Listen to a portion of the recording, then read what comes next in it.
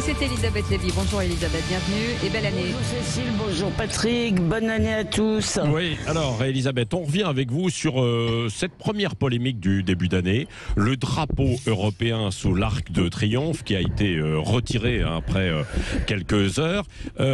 J'imagine que vous avez aimé ce drapeau européen. Ah bah oui, parce que on inaugure l'année, je dirais même pas, et la présidence de l'Union européenne, donc pas avec une polémique, avec une gaffe magistrale qui relève littéralement de la cancel culture.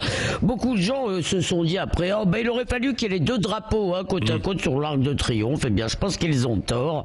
Il n'y a pas de nation européenne et je ne vois pas qui irait mourir pour la bannière étoilée européenne. Effacer le drapeau français, c'est pour ça que je parlais de cancel culture, d'un des monuments les plus symboliques de notre histoire, c'est évidemment une insulte aux 1 400 000 soldats morts pour la France, qui sont représentés par le soldat inconnu. Et cette insulte a été redoublée par les noms d'oiseaux adressés par les macronistes et autres européistes à tous ceux qui se sont énervés. Alors évidemment, ils ont été traités d'extrême droite et bien sûr de populistes. Jean-Michel Apathy a parlé d'enfantillage.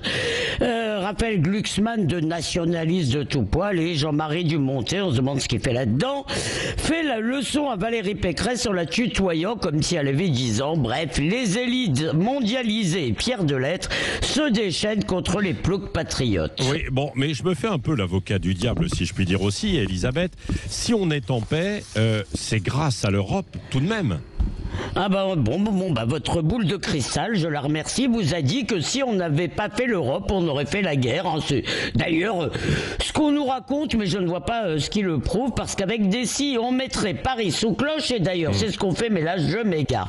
Bon, alors cette initiative du drapeau européen à la place du drapeau français est symbolique, comme l'a dit l'Élysée, mais symbolique de quoi? Eh bien c'est symbolique de la vérité du macronisme en réalité, parce que de cette idéologie post-nationale qui veut déconstruire l'histoire de France. D'ailleurs, le président l'a déclaré dans ces termes, sous prétexte que les Allemands sont aujourd'hui des alliés qu'on peut d'ailleurs trouver un peu trop hégémoniques sur les bords. Eh bien, on veut oublier qu'ils ont aussi été, que leur volonté de puissance a été en très grande partie responsable des deux guerres qui ont ravagé l'Europe. D'ailleurs, le 8 mai, comme on veut oublier tout ça, on ne commémore plus la victoire contre l'Allemagne, mais la fin de la guerre.